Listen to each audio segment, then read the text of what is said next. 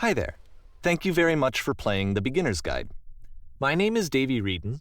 I wrote The Stanley Parable, and while that game tells a pretty absurd story, today I'm going to tell you about a series of events that happened between 2008 and 2011. We're going to look at the games made by a friend of mine named Koda. Now, these games mean a lot to me. I met Koda in early 2009 at a time when I was really struggling with some personal stuff, and his work pointed me in a very powerful direction. I found it to be a good reference point for the kinds of creative works that I wanted to make. So just to start you off, this is, I think, the first game he ever made. It's a level for Counter-Strike. You can walk around here, by the way. And mostly it's just Koda learning the basics of building a 3D environment. But what I like is that even though he starts from the simple aesthetic of a desert town, he then scatters these colorful abstract blobs and impossible floating crates around the level. And of course, it destroys the illusion that this actually is a desert town, and instead this level becomes a kind of calling card from its creator. It's like a reminder that this video game was constructed by a real person. And it kind of makes you wonder, what was going through his head as he was building this? This is what I like about all of Koda's games. I mean, not that they're all fascinating as games, but that they are all going to give us access to their creator. I want us to see past the games themselves. I want to get to know who this human being really is.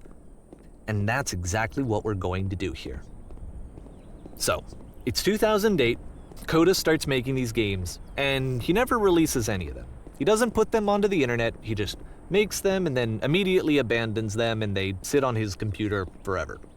And I think he really understood this image of himself as a recluse. At one point, he jokingly renamed his computer's recycling bin to Important Games Folder. So, this was just how he worked. He tended to crank them out one after the other without even really pausing to try to understand what he had just made, until suddenly one day, he just stopped. In 2011, that was it. He made his last game, and then he hasn't made another one since.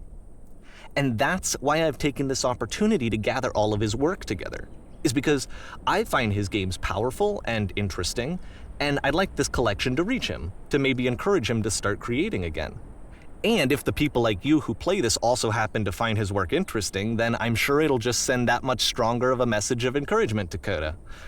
So thanks for joining me on this. If you have a particular interpretation that I haven't mentioned here, or if you just need to get in touch, you can email me at daveywreden@gmail.com. Okay, that's about it for introduction. Let's take a look at Koda's first proper game.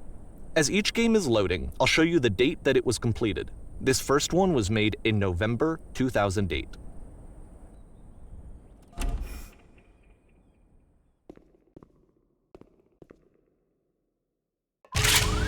Warning. Whisper machine active. Shift destruction imminent. This game is called Escape from Whisper, and it's one of the more generic games you'll see from Koda.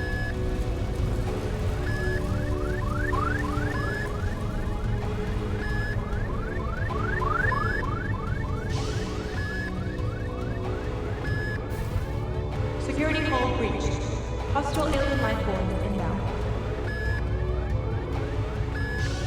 It kinda looks like this game was abandoned mid-development. For instance, you have this gun, which you'd think would indicate that there are supposed to be monsters or enemies somewhere, but then clearly there are no enemies anywhere. You can't even reload the gun when you run out of bullets. But ultimately we don't really know. Maybe Koda thought that actually it was complete the way that it is.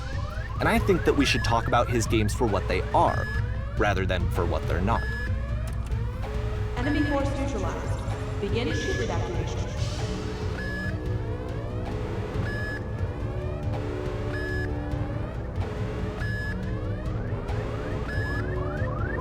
I love how you can see the bottom of the universe from this room.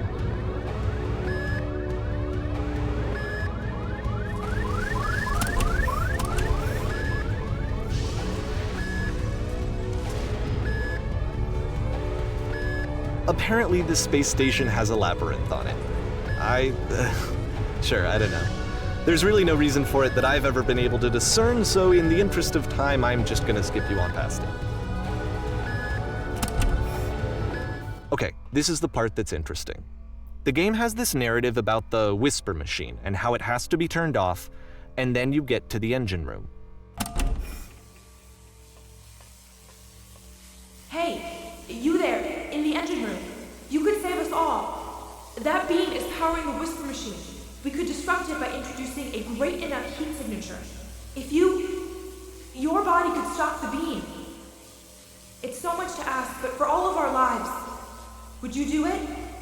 Could you give yourself?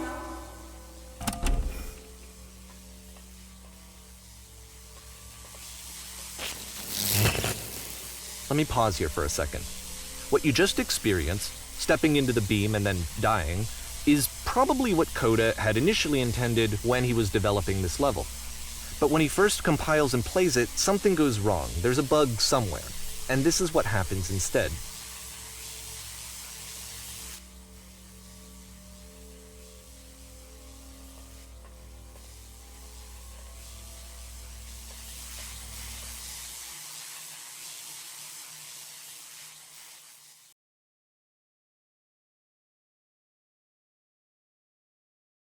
The beam causes you to start floating. And this is an important moment for him. Because yes, this is technically a glitch, but Koda identifies something human about it, like how small it makes you feel in the face of this larger chaotic system. Or this floating could be the afterlife, a peaceful place, juxtaposed against all of the hysteria that you've just had to traverse. I don't even know. I have no idea what he was thinking, but what's clear is that after making this, something lodges itself in his brain. He wants to do more of these really weird and experimental designs. So he stops work on this and moves on to a stream of tiny little games that go in all sorts of directions. Let's go ahead and take a look at the first game he made after leaving this one behind.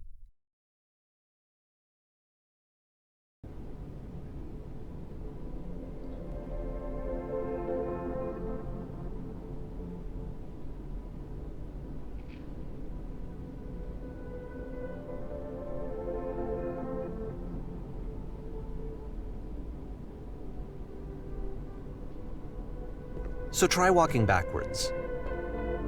Yep, in this game you can only walk backwards.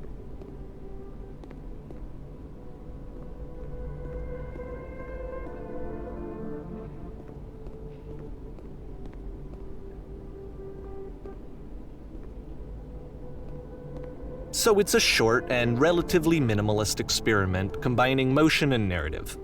It is less advanced than the previous game, but actually it seems to be more focused, more complete. Koda's trying to give it a unique voice rather than simply basing it on a pre-existing trope.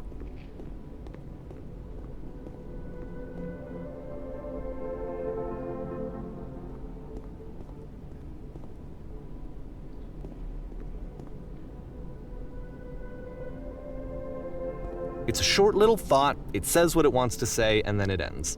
Didn't need anything more than that. Which to me is why it works, because it gets out quick. Okay, next one.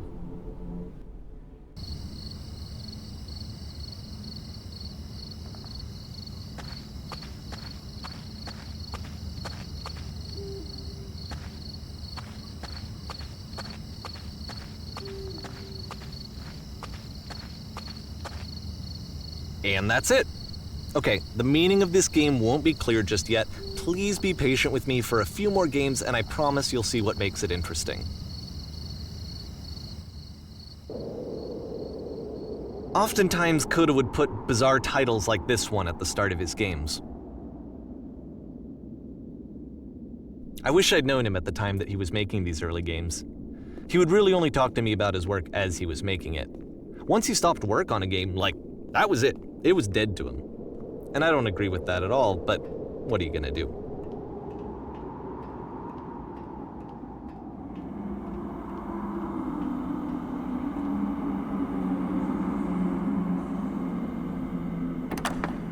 Once you've been slowed to an absolute crawl, the door at the top of the stairs opens. So why, if Koda's not showing these games to anyone, why bother opening the door at all? Well, to show you, I'm modifying the game here so that when you press enter, it'll bring you back up to full speed so you can enter the door for yourself.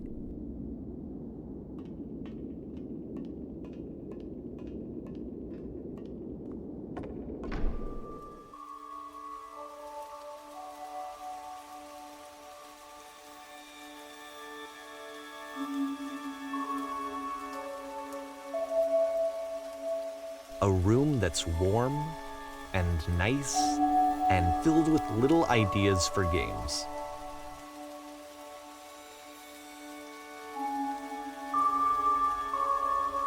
Koda would often tell me that he didn't mind if people thought of him as cold or distant. He said that he knew that he was actually a vibrant and compassionate person, but that it takes time to really see that. It can be a very slow climb to get there.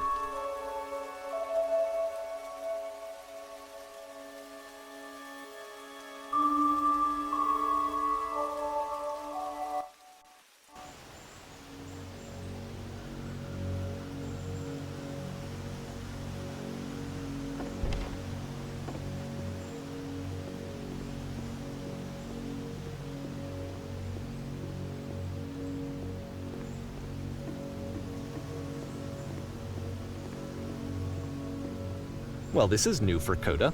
It's an actual puzzle. Go ahead and see if you can solve it.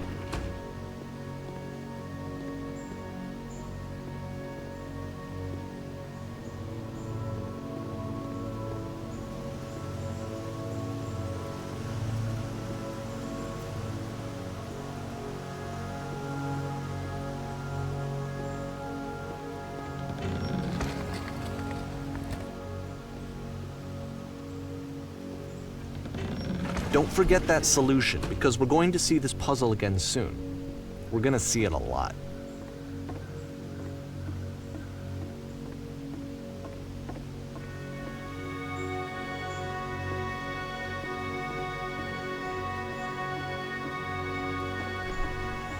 So that seems to be it, right? You walk down a corridor, you solve a puzzle, you get to the end. Simple enough. All right. Now I'm going to modify the game again so that when you press enter, it'll remove all of the walls from this room.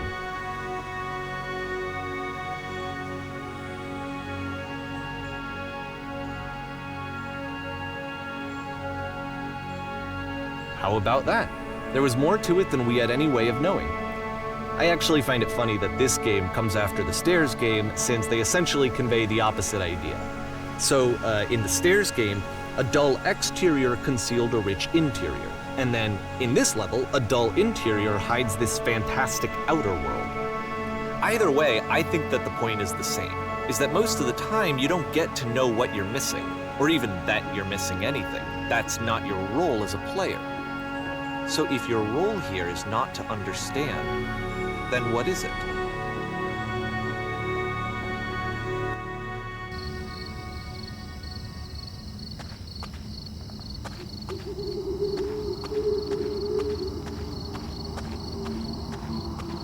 Aha! So, this, combined with the entering game from earlier, tells us that Koda believes his games are connected somehow.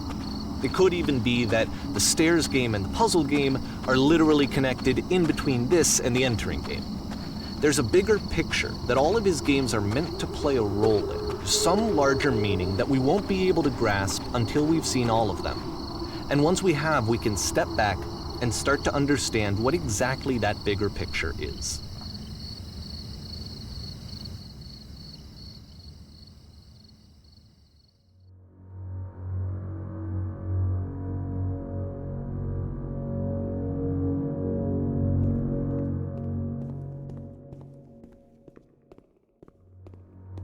Let's talk about video game development for a second. Every video game runs on what's called an engine, which determines what the game can and cannot do. So in other words, the engine is a set of tools for game development. To make all of these games, Koda is using an engine called Source. Like all engines, Source has certain things that it does well, and it has certain things that it does poorly. One of the things that it does very well is boxy linear corridors. That's why so many of Koda's games are set in these large, flat, empty rooms, is just because he's working with what the engine does well. The tools available to the creator shape what kinds of creative work they're going to end up making. You might consider paying attention to the architecture in Koda's games to notice how they seem to stem from an engine that's very good at producing linear, boxy corridors.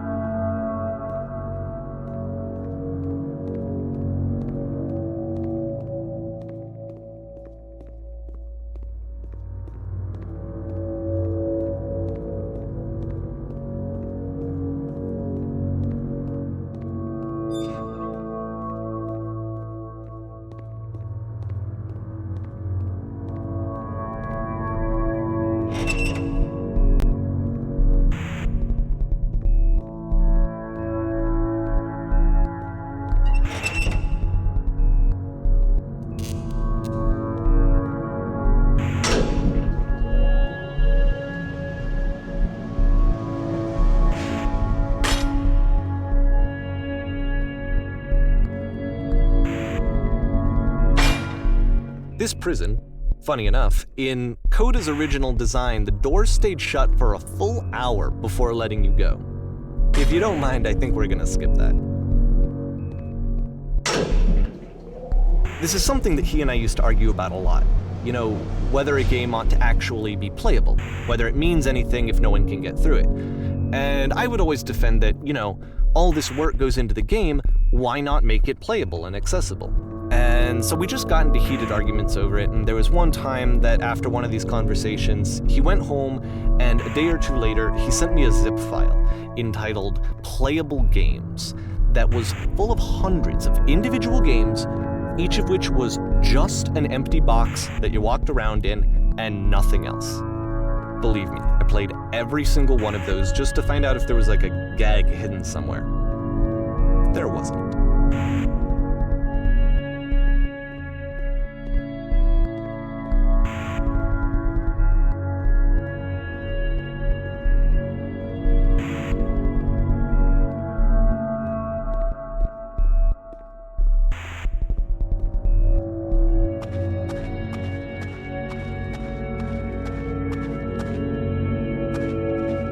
It's the puzzle again, with the exact same solution as the last time.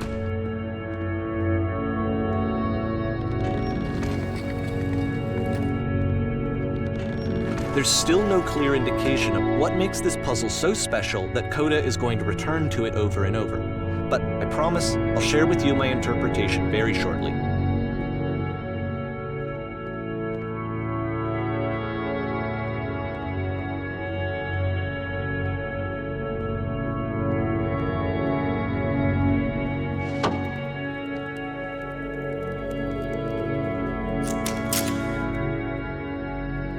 Here, Koda begins using a kind of dialogue system that he fashioned out of the engine's chat capabilities. Use the 1, 2, 3 buttons on your keyboard to respond.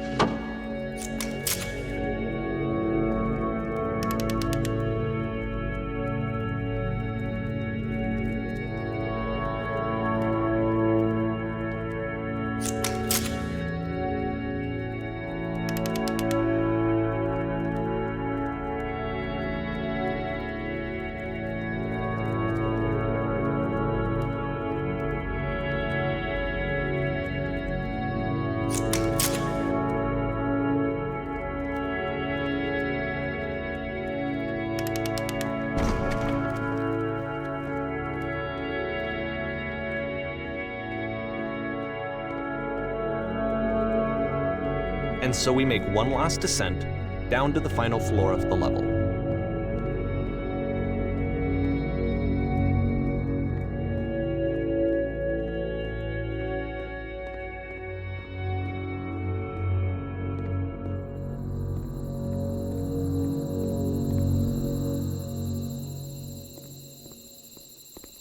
It's a lamppost. Okay, I can't tell you quite why, but for some reason, Koda fixates on this lamppost. It's going to appear at the end of every single one of his games from here on out. I'll tell you what I think. I think that up to this point, he's been making really strange and abstract games with no clear purpose, and maybe you can only float around in that headspace for so long. Because now he wants something to hold on to. He wants a reference point. He wants the work to be leading to something. He wants a destination, which is what this lamppost is. It's a destination. We're going to see it in the work as well. His games are just going to become a lot more cohesive, a lot more fully developed, with more of a clear idea behind them. And as we go, that idea will get clearer and clearer and clearer.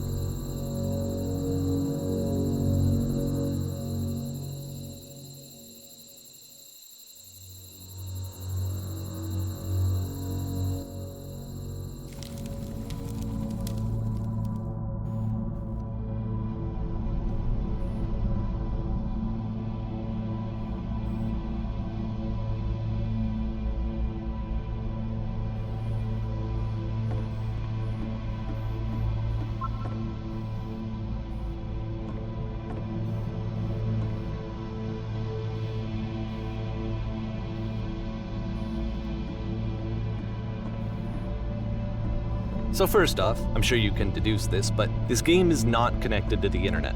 All of the notes that you're gonna see have been written by Koda. This was actually the first game of his that I ever played. This was shortly after I met him at a weekend game jam in Sacramento, where I grew up. I saw him working on this very level, and it was just so different from anything that anyone else was doing. So right away I was like, I have to be friends with this person. In retrospect, I think I was probably a bit too pushy, trying to get his attention. I was over-enthusiastic. But he was very gracious about it and very patient with me. And I cooled off eventually. Oh, feel free to skip over any of these notes if they're not doing anything for you. Nothing extra is going to happen if you read all of them. Either way, to me they convey a sense of loneliness.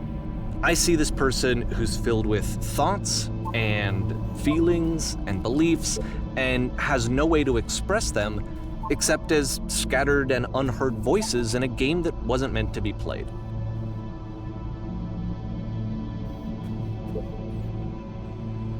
But it's ironic, isn't it, that in playing this game and seeing how alone Koda often felt, that we get to know him better and actually kind of connect with him.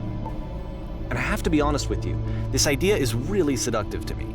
That I could just play someone's game and see the voices in their head and get to know them better and have to do less of the messy in-person socializing.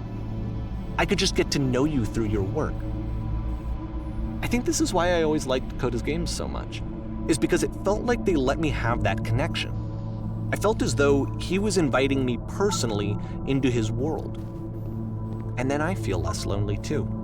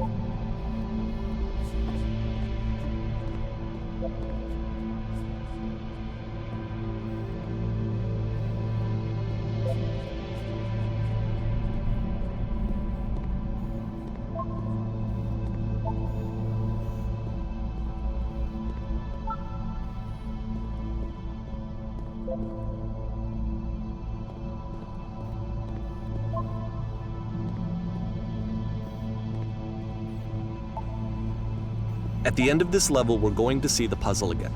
And here, I'll tell you what I think the puzzle means. Each of these games represents an idea that was on Koda's mind at the time that he was making it. And the puzzle is a way of closing the door on a previous chapter of his life before moving on to the next one.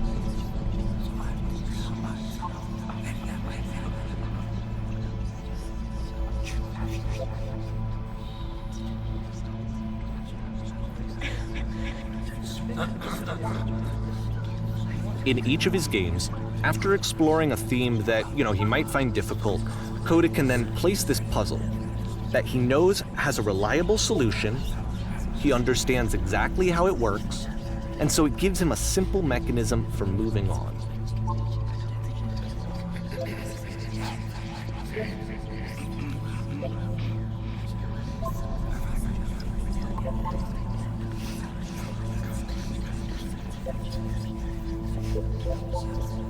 And because there's this dark area between the doors, a space between spaces, before you move on, you get to pause.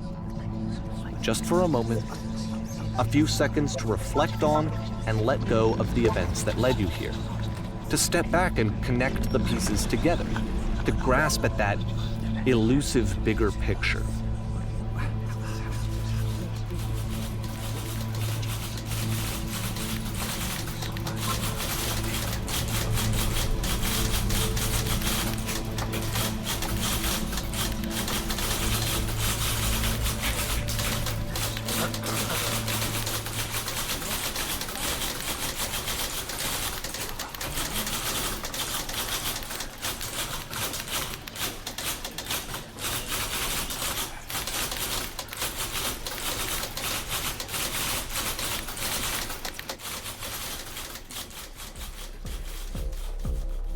Okay, this one is tough. It's gonna kind of just spin its own wheels for a few minutes. Hang with it.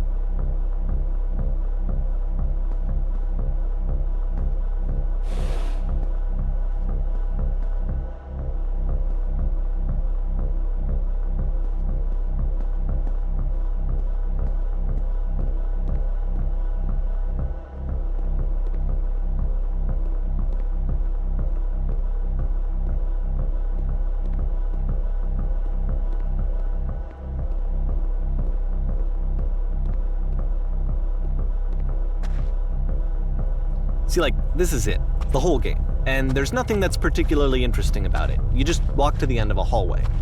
Except, for some reason, Koda gets really fixated on this prison that has all of this modern furniture. And I don't know why, but he decides he needs to revisit this prison.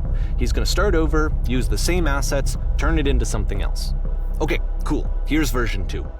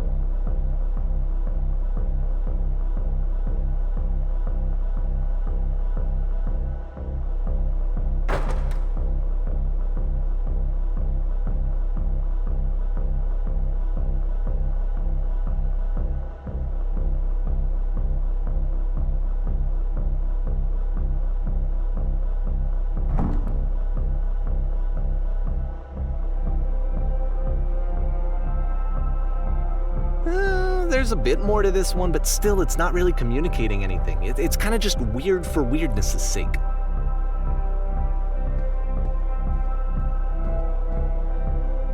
So okay, he throws it out and starts over.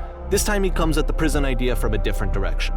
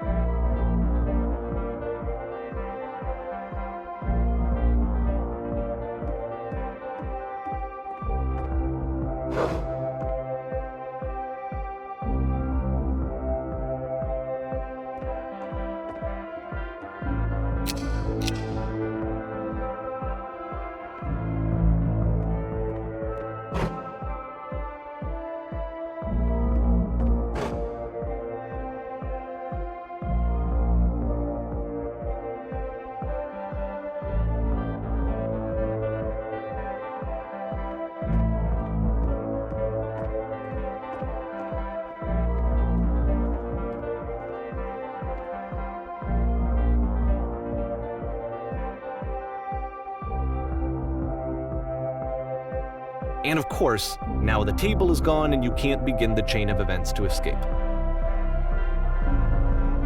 Here's a version where there are no bars, but you can't actually get to the well. And then a version where the inside of the prison is the outside and the outside is the inside. Let me just blink you real quick through a few more of these. I mean, he really unloaded on this prison idea. There's nearly a dozen of them. Personally, I think it's awful to watch this, to see a person basically unraveling through their work. And for what? Like, at what point do you just go, maybe there are game ideas other than this prison that I could be working on? But Koda doesn't have that voice telling you to stop, that particular mechanism of defense against yourself. Without it, you just spiral. And so he keeps going and going and going and going and going, and then he hits on something. And he likes it. And that's it. He's done. He stops making prisons.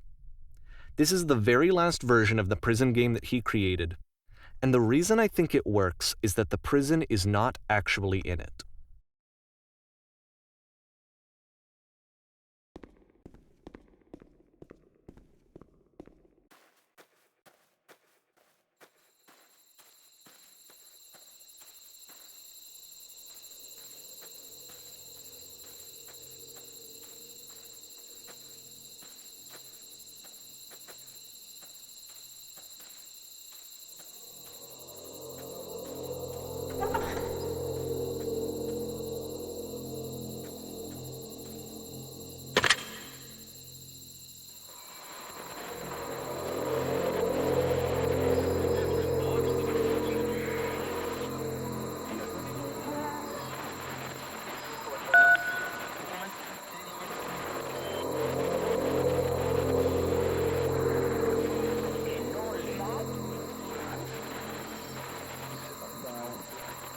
It's a conversation. And so this is what Koda wants, is to be able to talk to someone, to share what's on his mind, and to get some good advice from someone who knows. But the irony is that even in this scenario, you're still talking to yourself. You know, all of these games so far are Koda talking to himself.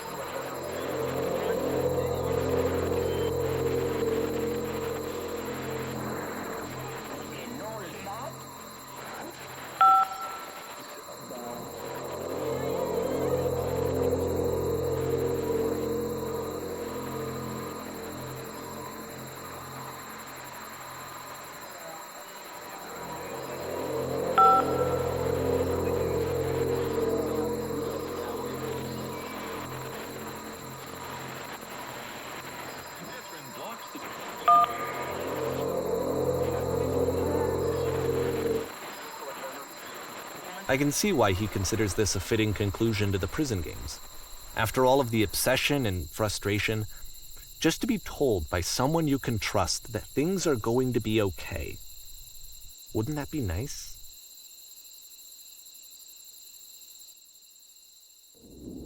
So what would it look like if Koda wanted to make a game about talking to someone other than himself?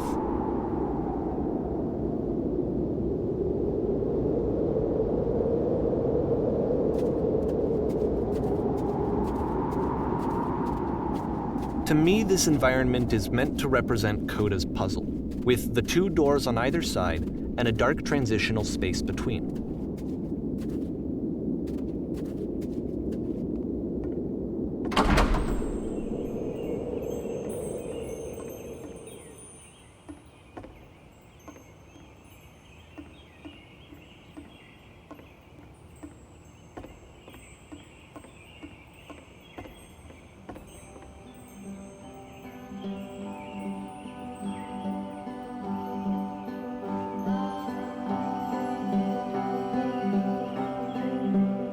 You'll notice that the quality of the art is a step up from previous games, including this new and improved chat system, which he started using from this point on. From here on out, he begins putting much more effort into the visual polish of his work, and this particular game took 2 months to create as a result.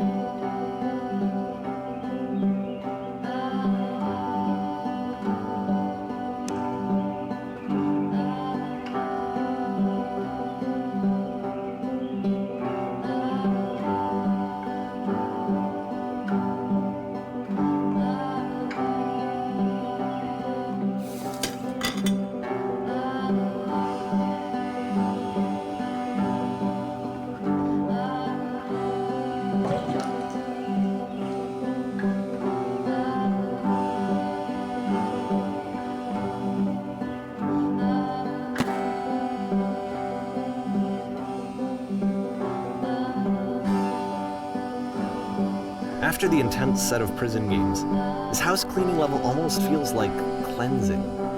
It's the moment after a particularly difficult or traumatic experience where you just need to let it sit and digest inside of you, and eventually cohere into something meaningful.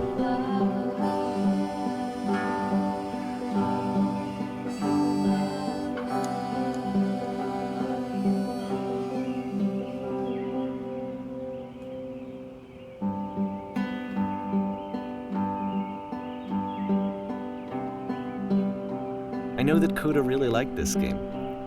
Of all of his work, actually, this was the only one that he called me up to ask me to come over and look at it. This was during a period of a few months where he was like grossly happy all the time, just walked around with a constant smile on his face.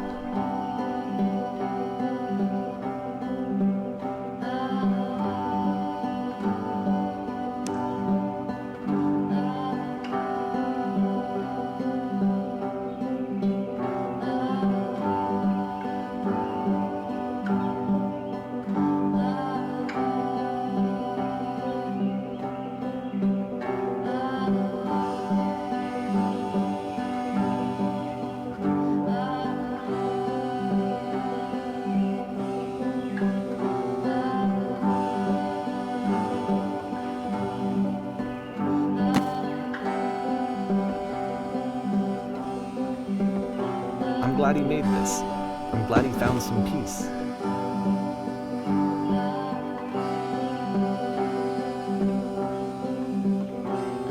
But, of course, it can't last.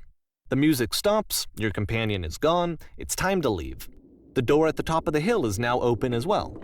Again, you can't stay in the dark space for too long. You just can't. You have to keep moving. It's how you stay alive.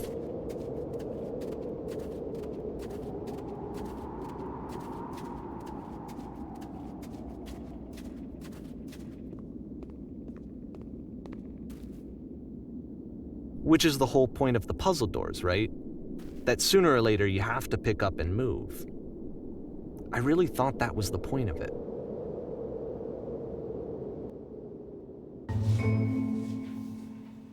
This one gets a bit goofy.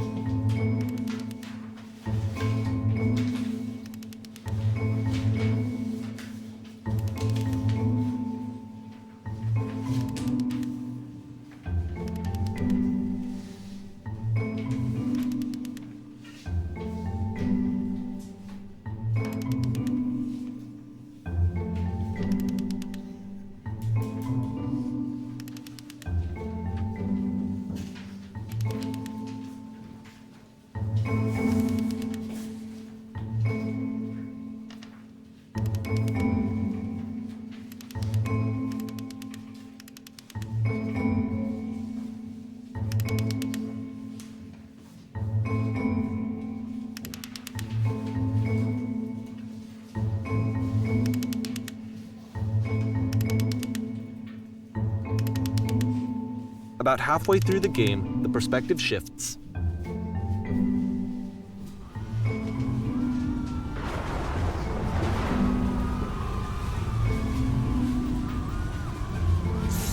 And you play as the teacher. And suddenly, you discover that your teacher is just as bigoted and afraid as you are. Oh, and also you can move around the classroom now.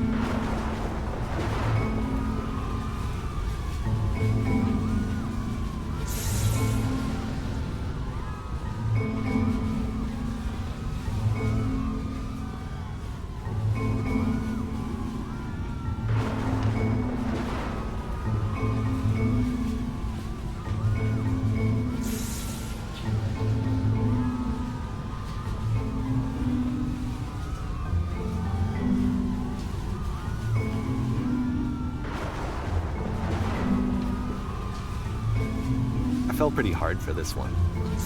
I feel like it's one of the most relatable experiences that you can have. To assume that some other person is perfect and totally fulfilled in every way, and completely miss all of the little flaws that make them painfully human. I think about this game a lot these days.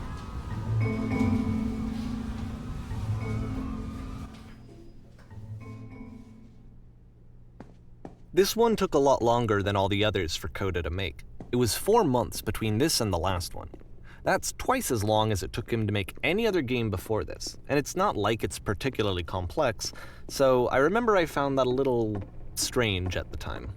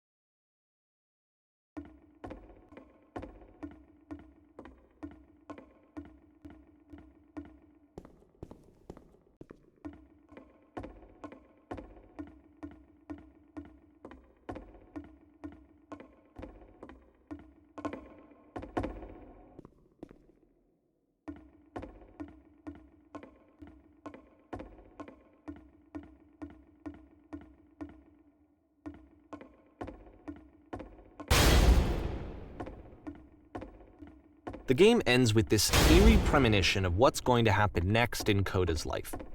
The solution to social anxiety, to fears of having to perform and having to chase success, the answer for Koda is to withdraw, to hide himself away. Which is what leads to scenarios like the stairs that slowed you down several games ago, where it just becomes harder and harder to access Koda's inner landscape because he keeps retreating. He just keeps backing away from possible connections to anyone other than himself. And to be honest, I didn't consider it very healthy when I first played this game.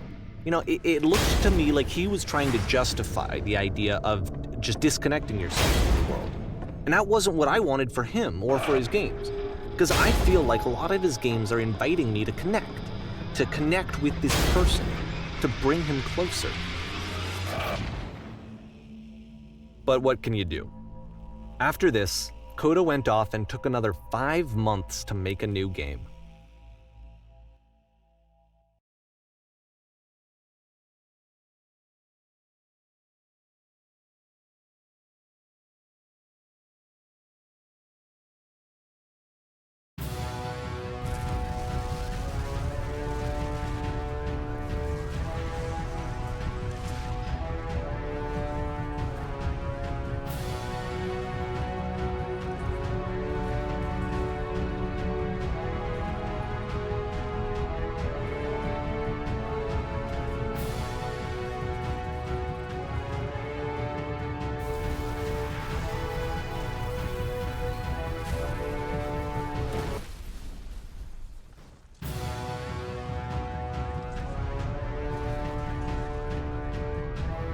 You should probably open your eyes if you haven't already. It's pretty much impossible to solve otherwise.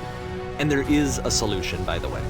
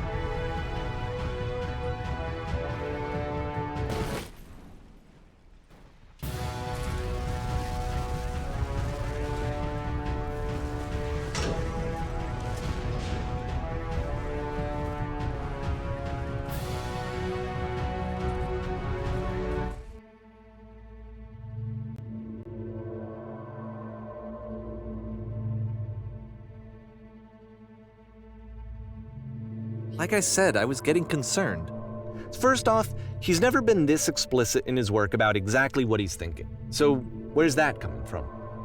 But then even weirder, his work has potentially stopped being an outlet for him. Not like he's having trouble iterating on ideas, but he literally just can't think of new ideas anymore. And in person, he was being a lot more distant than usual. Like, you know how sometimes a person will just deflect anything that you say in order to keep themselves disconnected all the time? It was that kind of thing. Here was the point in my relationship with Koda where I really started to wonder if he needed my help in some way. His games are going to get more desperate from here on out. After this game, it's almost 6 months before he finishes something new.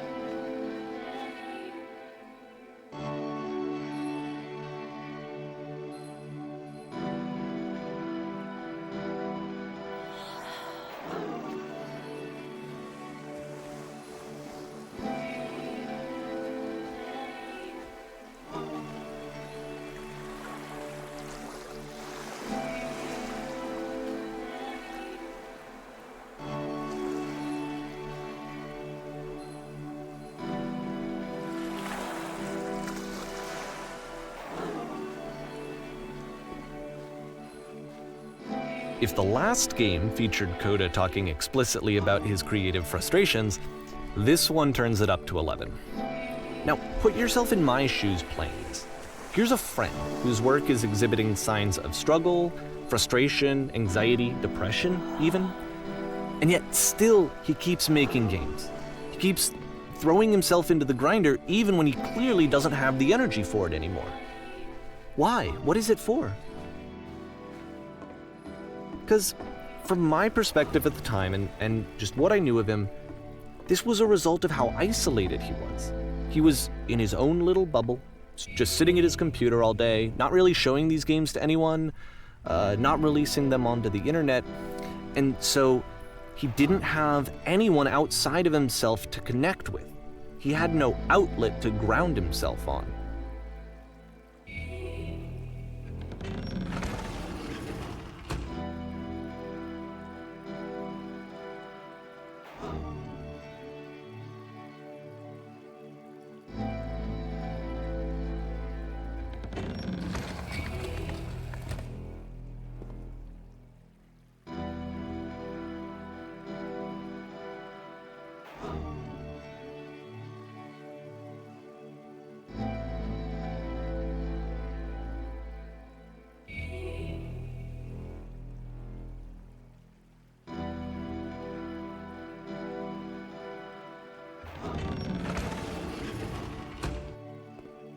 You can't talk yourself out of loneliness. It doesn't work that way. You can't be the one writing both the questions and the answers. Then there's no movement. Then there's no circulation. If all of your anxieties are being channeled into your work, then if the work ever fails, you have no backup and you're just going to crash.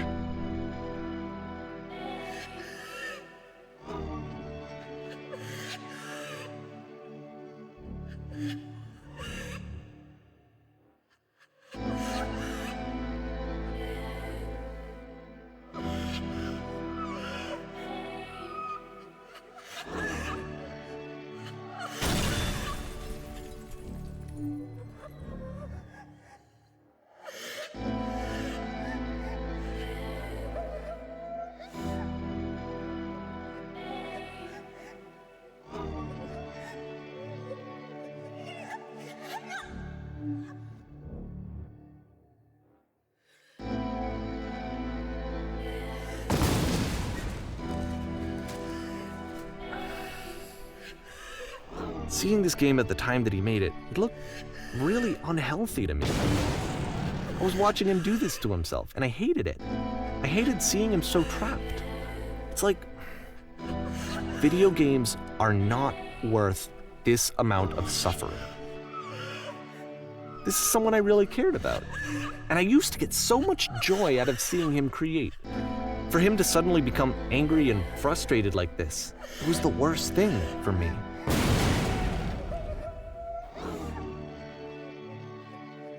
I don't know. This is what I felt at the time. I don't know how else to explain it. I wanted it to stop more than anything. I never felt so rotten. I needed more than I had ever needed anything for this to stop.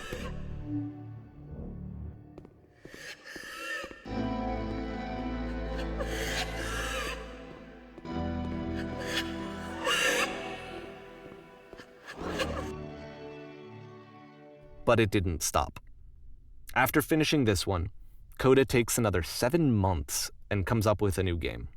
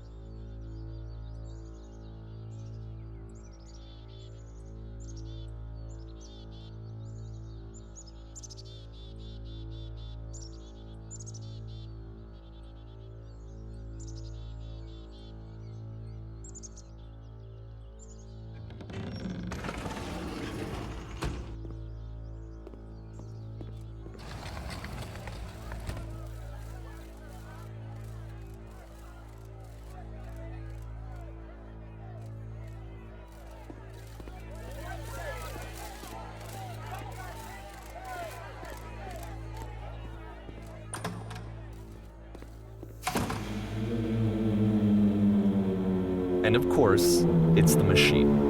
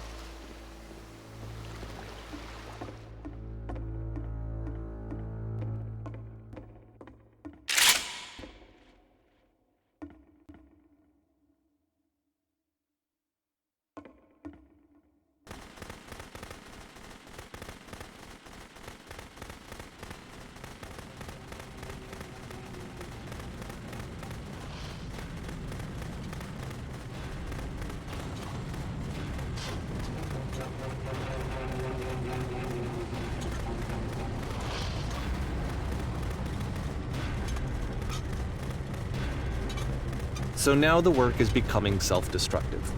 And I'll tell you, at the time that I first played this game, shortly after he made it, here's what I'm thinking to myself. I'm thinking that Koda is stuck in his own head, and that it's having a very negative effect on him, and that all he needs to do is just start showing his work to people, to get some actual feedback on his games. It might get him out of isolation. And so, as I'm thinking this, I realize that I could be the one to initiate it. Because it would never occur to Koda to start actively soliciting feedback, so what if I did it for him? If he could see the difference it would make to have more actual conversations with other human beings, would that bring him out of his mental spiral? Would it give him confidence in himself? Would it bring meaning back into his work?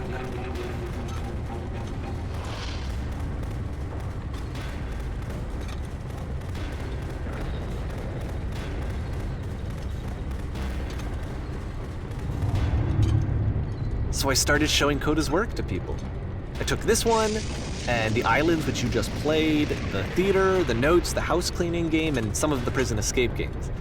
I brought them to people that I knew and trusted. I asked their opinions. And the great part is that they really loved his games. You know, the point of it all was just to give him some external reference point, but they genuinely loved his work. There was nothing for him to be afraid of.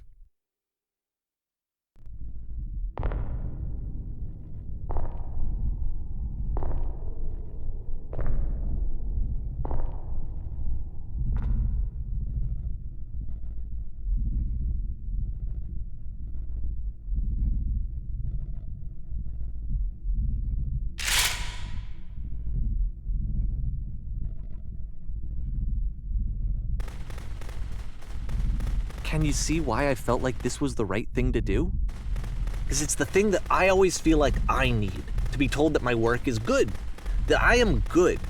When someone really connects with a thing that I've made, when they see themselves purely in my work, there's nothing that feels better. And I got to give that very same feeling to my friend. I did something...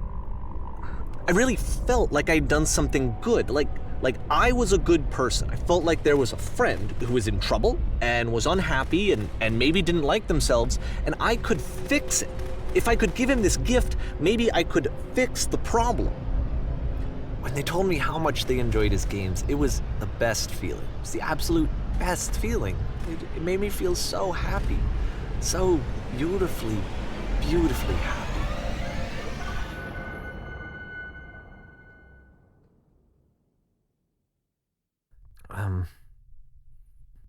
So anyway, Koda finishes this game, and then really he just kind of takes off for a while.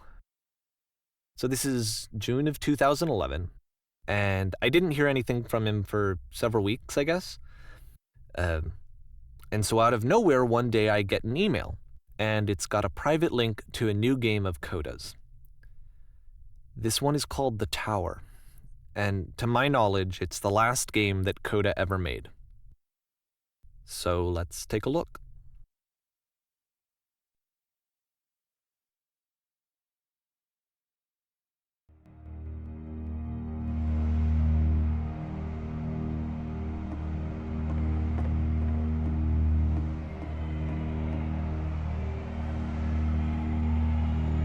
And this is where I have trouble saying anything meaningful about Koda's work. Because more than anything else, the tower just feels distant. It feels like it's trying to distance itself from the world. It's a very cold game.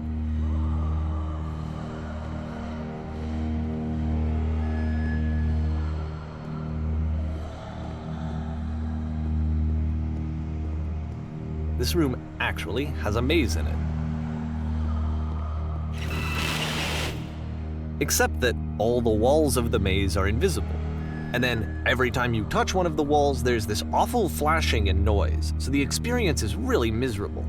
The game goes beyond not being meant to be played, it actually seems to despise the player for trying to play it at all. But I do want to show you the rest of the levels, so when you're ready to continue, press enter and I'll put a bridge over the maze.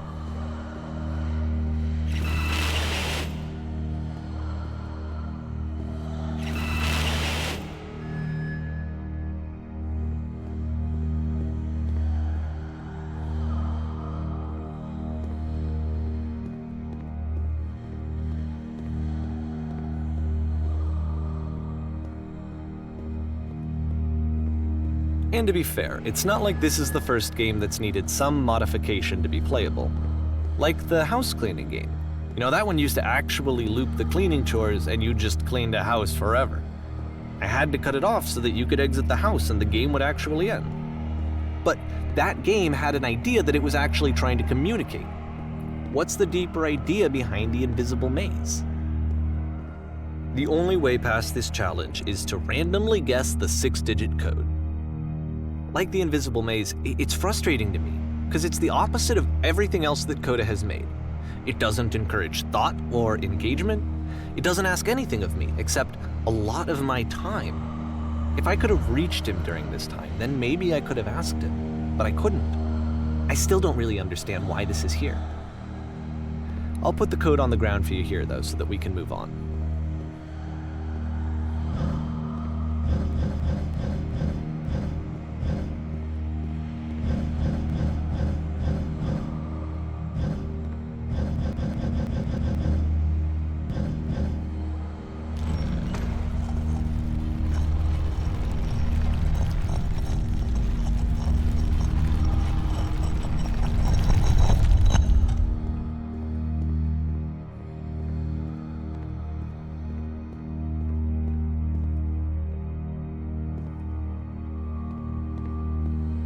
The switch to open this door is actually on the other side of the door, meaning that it's literally impossible to solve from this side. So even if you somehow brute forced your way through the first 2 challenges, and you got to this point, there's actually just no way to progress. And it's scary for me, the idea of Koda cutting himself off entirely, just saying, you know, that's it, that's the end of the conversation, not giving me any way to fix the problem. feel like a failure, I guess, when I can't fix the problem. But I can open this door for you, so let me do that. Was I a failure for not understanding this game? I mean, I don't know why I would be. It's not like everything needs to have a solution, but I feel it somehow.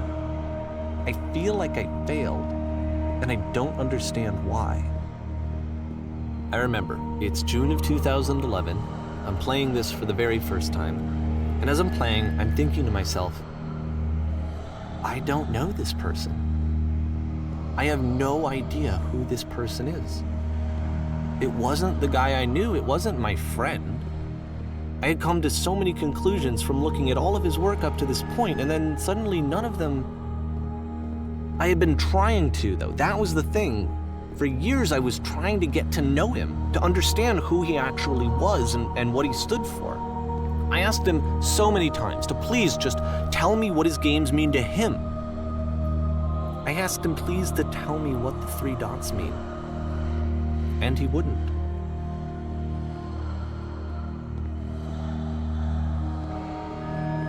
I just felt so strongly that if I could have connected with him, that if I could have somehow made his work my own, that I would finally be once and for all happy. It was that I needed to see myself in someone else. I needed to be someone other than me. But he stopped and left, and it felt somehow like I had failed.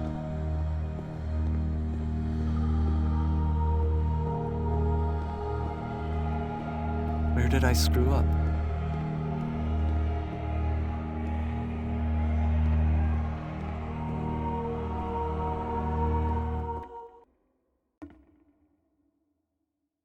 I'm the reason that you stopped making games, aren't I? It's because of what I did. I poisoned it for you.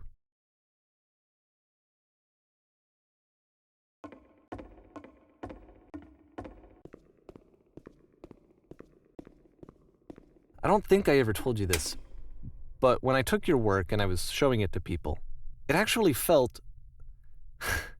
It felt as though I were responsible for something important and valuable. And the people who played them, they treated me like I was important. They really listened and cared about what I had to say. Even though I was showing your work, I felt good about myself. Finally. For a moment, while I had that, I liked myself.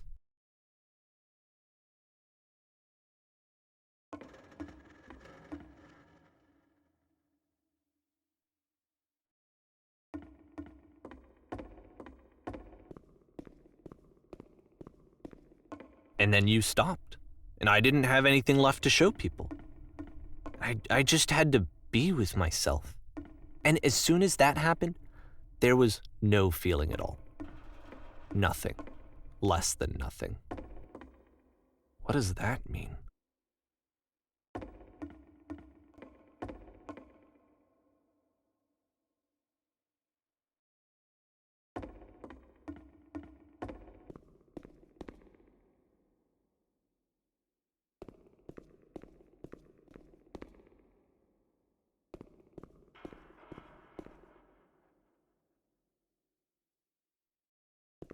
I'm afraid that I did something really stupid because I don't like myself.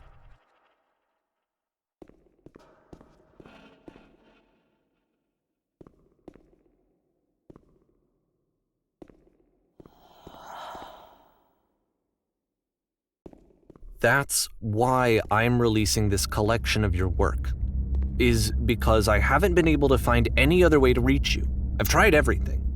And so a part of me has hope that if I put this compilation out into the world, and if I put my name on it, that maybe enough people will play it so that it'll find its way to you, so that I can tell you that I'm sorry. I know I screwed up. If I apologize to you truly and deeply, will you start making games again? Please, I need to feel okay with myself again. And I always felt okay as long as I had your work to see myself in. I mean, is something wrong with me? Because I know that I did an awful thing, and I'm doing it again right now. Like, I'm showing people your work, but I can't stop myself from doing it. That's how badly I need to feel something again, like I'm an addict. There has to be something wrong with me. Can I apologize? What if I tell you I was wrong? Will that work? Will that fix it? I don't know. I don't think it will, but there's nothing else that I can do. Just tell me what you want. I'm sorry. I'm sorry. Please, start making games again. Please help me. Please give me some of whatever it is that makes you complete. I want whatever that wholeness is that you just summoned out of nothing and you put into your work. You were complete in some way that I never was.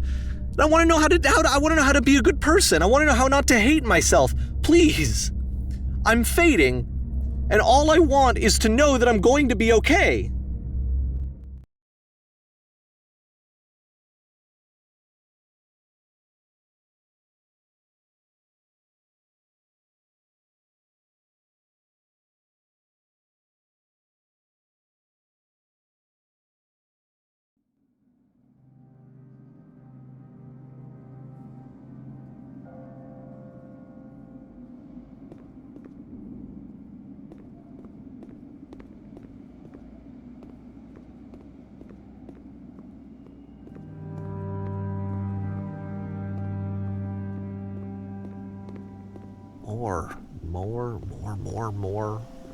More love, more praise, more people telling me that I'm good.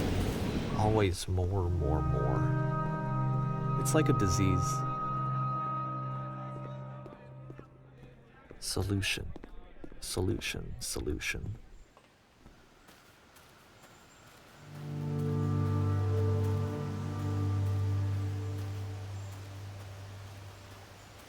I guess if someone had told me ahead of time that he just really enjoyed making prison games, maybe I wouldn't have thought he was so desperate. I wouldn't have told so many people that he was depressed. Maybe he just likes making prisons.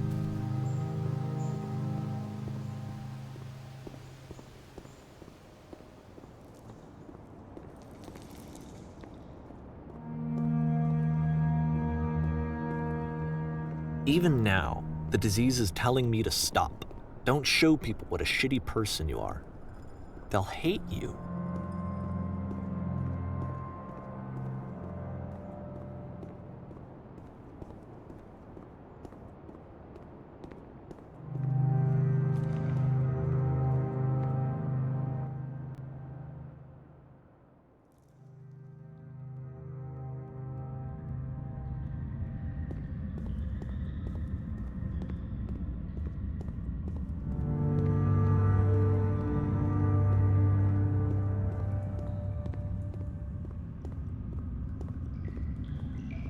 If I knew that my life depended on finding something to be driven by other than validation, what would that even be?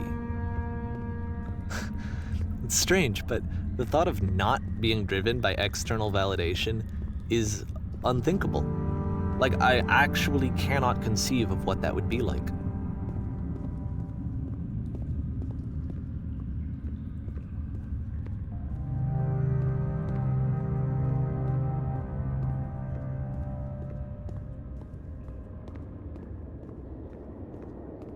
What now?